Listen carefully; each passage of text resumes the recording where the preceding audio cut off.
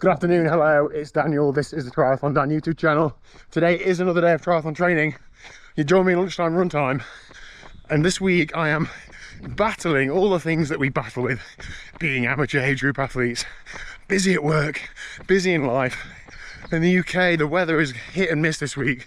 A lot of miss actually, so just trying to fit training around all those things.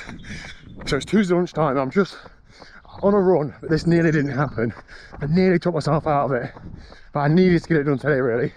I'm in the office tomorrow and quite busy, so I can't fit a run in at lunch. The weather is forecast bad tomorrow day, okay in the evening, and then sketchy the rest of the week. So I feel like if I get a good start to the week, even if the end of the week doesn't go fully to plan, at least I've not had a terrible week. So I'll leave the stats on screen from today's run. Tonight I've got an interval session to do. I'm not sure if I'm going to do it indoors or outdoors. I sort of want to get the extra volume in because the weather's good, but I'm also fairly tired and got some specific intervals to do, so I don't want to go out on the road and wreck the session, but equally I don't want to stay indoors and not do the session properly if I'm not feeling very good, or just not get that extra hour or so volume in that I can find easy to motivate myself to do outdoors but not indoors. Whatever, anyway, I'm going to get this done, see how I feel this afternoon, think about it. I'll see you later for that decision. Oh, I bet the suspense absolutely killed you, didn't it? Out on the road, so glad I made this decision as well. I've actually got a session to do though. The session is a warm-up for however long I want, and then 6 times, 1 minute at 370 watts, which is our VO2 max, and then 3 minutes at 300, which is hard tempo, lower end sweet spot. 5 minutes recovery in between each of those. So 1 minute hard, 3 minutes slightly less hard, 5 minutes recovery times 6. I'm just going to play it by ear based on the terrain rather than sticking to 5 minute recoveries. I'm just going to see how how the hills fall, etc., and not stressed out about getting it exactly like that. Just need to get the timing zone done really.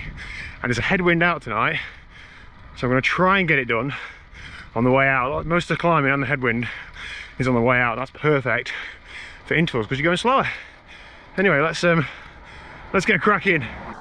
Also, obviously didn't record this because I had other things on my mind. Real close call with a toilet stop. I'd ran past the last point where I could go for a wild toilet stop on the run, and I had to get home. I ran the last quarter of a mile. I normally walk that. I ran to the door, straight in. Oh yeah, right. And yeah, that was not ideal. Just additional stress for running, but it is what it is. So 3 down, 3 to go. It's just scrappy, it's just messy trying to do any sort of interval session on the road or on the road near me. It's just too hilly and I don't know all the hills well enough to know, oh, okay, that's a 6 minute hill, that's a 5 minute hill, I'll ride out to that hill. It's just, anyway, I'm going back down the hill I've just ridden up once. I'm going to do one more interval on this hill. In theory, it'd be good to ride out to this hill and do reps on it, but I'm like an hour and a bit away from home already. This route's 2 hours 45. It's a Tuesday night. If I do the rest of the reps on here, that's another half an hour. That's like 3:15, 3:20. I don't want to be out till stupid o'clock tonight. Anyway, get one more done on here, then I'll try and get the other 2 done on the rest of the route. Let's get stuck in. Oh, thank goodness for that. And now I've got a decent tailwind, so I can just spin home. It's going to be about an hour or so, but everything's better with a tailwind, isn't it? I do feel like I've had a good workout. Let me get home and then we'll talk about the sesh.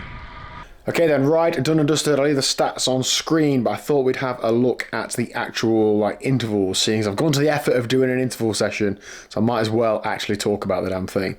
Now, I think I called it on Strava something like intervals ruin bike riding or something like that. I don't mean it as seriously as that, but it does detract from just going to ride your bike. But I think the way I justify it to myself is that doing that sort of riding is going to make just going to ride my bike more enjoyable, because I'll be going faster and hopefully dropping some of my mates. So I adapted the session on the fly, and I'm going to explain to you what I did and why. So as a recap, it was 6 times, 1 minute at 370 watts, 3 minutes at 300, 5 minutes recovery through 6 times. Right. First one, 388 for 1 minute. I think these are average powers, not normalized. And then 3 minutes at 321. So yeah, a bit above. The lap normalized power on my Garmin for some reason wasn't showing the correct normalized power. Like that isn't the same as that. And it was reading a bit low on the 1 minute and high on the 3 minutes. I figured it out after the first couple of blocks, but I think I was just going a bit too hard earlier on the second 3 minutes. But anyway. The recovery for that one, I got it pretty much bang on 5 minutes. That was just a complete fluke, but it is what it is. The second one, 1 minute at 370, cool. And then 1.5 minutes at 316. I just came to a junction and then a long descent. You can see here I did 6 minutes and I've averaged 96 watts because a lot of it's downhill and I can't just be hanging on the brakes to pedal. It was like a steep downhill. So then back on it, so 1 minute and 2 seconds at 373 watts. And then what I did was I made I pressed lap accidentally for another second. I made the 3 minutes a bit longer, so I did it for 4.5 minutes. So I made up for the shorter second block on the second interval. It's confusing, isn't it? Anyway, it's 4.5, so then I was like evens. And then recovery wise, 6.5 minutes, just how it fell. And then this is so fiddly on my fingers. 1 minute 373, yeah, bang on. 4 minutes at I can just do that. 4 minutes at 306, that's fine. So a minute longer than planned. I was near the top of a climb and I just thought, well, I'll just keep going to the top. I don't want to ease off and recover, so it'll take me forever to get up the damn thing. And then I only did 2 minutes of recovery because I felt quite recovered, and then I came to another hill and I thought, yeah, I can try and get this 1 minute done. I was struggling to do the 1 minute hard, but the 3 minutes at 300 felt like easy or easier.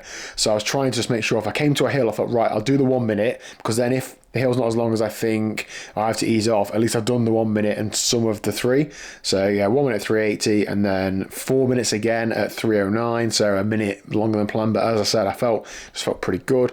And the last one was 387 for a minute and then 311 for 3 minutes and 3 for the ride summary of 2 hours and 48 minutes, 42 miles, 15 miles an hour, normalized 247 watts, and average heart rate 121, max heart rate 147. Taking a lot of confidence from that, especially the max heart rate being so low. Like my threshold heart rate is like 155, so to not even touch threshold heart rate on the, a 1 minute hard going into 3 minutes at sort of decent effort.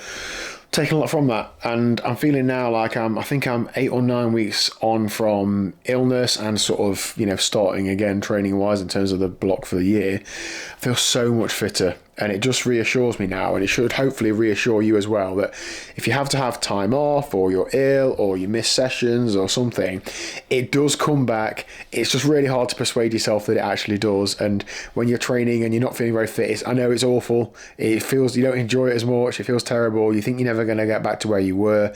I'm not where I was, but I'm definitely so much closer. It does come. So you've just got to push through. Even last week, I had a couple of days where I felt really bad on the bike. Just pressing through them, adapting sessions where needed, knowing that in the coming days and weeks, you will come around and it will get better. There you go, it will get better. So yeah, enjoy that tonight, and I've got one more ride tomorrow night, club ride, and then I'm having a day off the bike because I'm going to try and let these gains soak up. I can't just keep training day after day after day, and to be honest, like it's nearly 9 o'clock now, and been on the bike for nearly 3 hours tonight. I can't do it every night. I need to spend some time at home, etc. So I'm blessed with time, I know that, but I still can't train 5 hours a day every day. So I'm going to end today's video there. Thank you very much for watching. If you haven't already, please do hit like and subscribe, and I'll see you tomorrow at 1 o'clock.